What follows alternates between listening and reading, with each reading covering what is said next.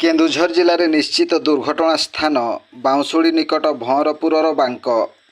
ପୂର୍ବରୁ ଏହି ବାଙ୍କରେ ଗାଡ଼ି ଓଲଟିଥିବା ବେଳେ ଆଜି ମଧ୍ୟ ଏକ ତେଲ ଟାଙ୍କି ଗାଡ଼ି ଓଲଟି ପଡ଼ିଛି। ମାତ୍ର କିଛି ସମୟ ମଧ୍ୟରେ ରାସ୍ତାରେ ଦ୍ରୁତ ବେଗରେ ଦୌଡ଼ୁଥିବା ଗାଡ଼ିଟି ହଠାତ୍ ଭାରସାମ୍ୟ ହରାଇ ରାସ୍ତା ତଳକୁ ଓଲଟି ପଡ଼ିଥିଲା। ଏହା ଦେଖି ସ୍ଥାନୀୟ ଲୋକମାନେ ଦୌଡ଼ି ଆସିଥିଲେ, କିନ୍ତୁ ସୌଭାଗ୍ୟବଶତଃ କାହାର କିଛି ହୋଇନଥିବା ଜଣାପଡ଼ିଛି। ଦର୍ଶକ ବନ୍ଧୁ, କେନ୍ଦୁଝରର ବାଉଁଶୁଳି ଉଖୁଣ୍ଡା ରାସ୍ତାରେ ବସ୍, କାର୍, ତେଲ ଟାଙ୍କି ପରି ଦ୍ରୁତଗାମୀ ଗାଡ଼ି ଯାତାୟାତ କରୁଥିବା ବେଳେ ଉକ୍ତ ରାସ୍ତାର ଅନେକ ସ୍ଥାନରେ ଦୁର୍ଘଟଣା ଘଟିବା ପରି ସଡନ୍ ବାଙ୍କଗୁଡ଼ିକ ରହିଛି, ଯଦ୍ୱାରା ଅକସ୍ମାତ୍ ଦୁର୍ଘଟଣା ଘଟୁଥିବା ବେଳେ ଆଗକୁ ମଧ୍ୟ ଘଟିପାରେ।